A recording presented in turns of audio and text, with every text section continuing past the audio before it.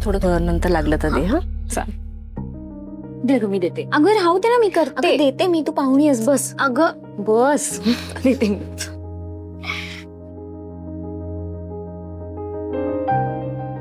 ही अर्पिताची बहीण इतकं पुढे पुढे का करते रे?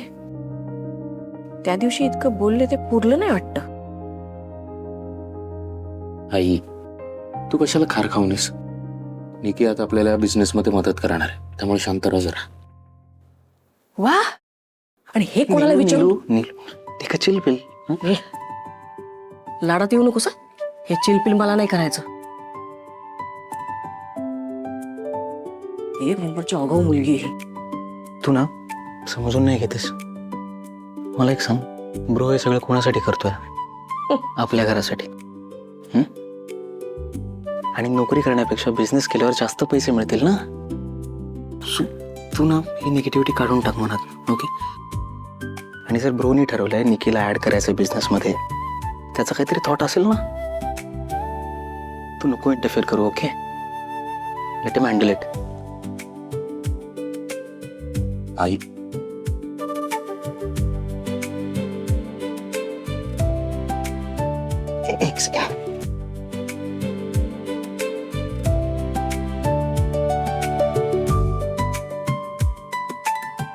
हेल्प करतो.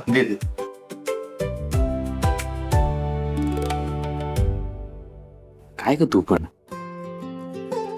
हा बिझनेस आपला आहे असा विचार का नाही करत तू?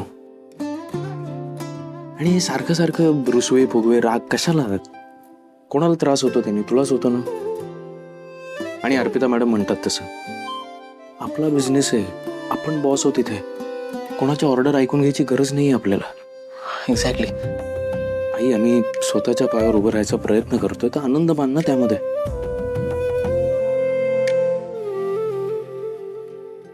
ये इकडे, चल बस. ये इकडे. अगं ये इकडे. ये. आई आहेस तू माझी.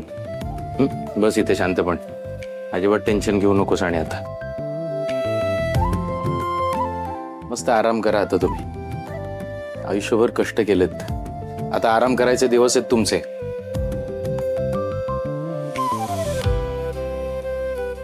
मुलगा आणि सून सगळे करतायत ना आता.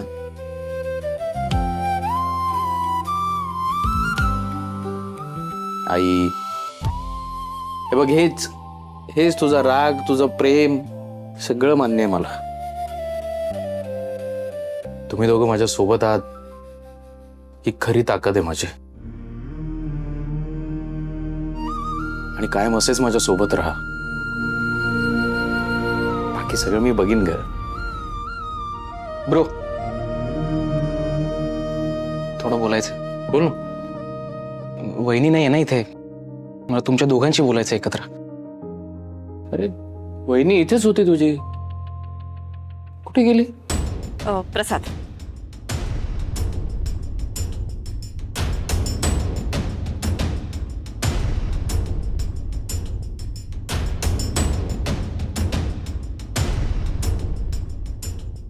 तुमचा नंबर पाहिजे होता. फोन नंबर नाहीतर UPI ID पण चालेल.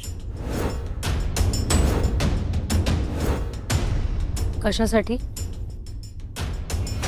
तुम्हाला सांगताना खूप आनंद होतोय. तुमच्या वाढीव भाड्यांच्या पैशांची व्यवस्था झाली.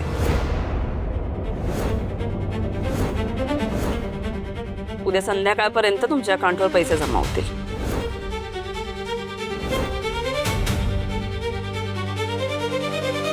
चोवीस तासाच्या आत मी आणि समीर मिळून या घराच्या पोटा पाण्याची सोय करू.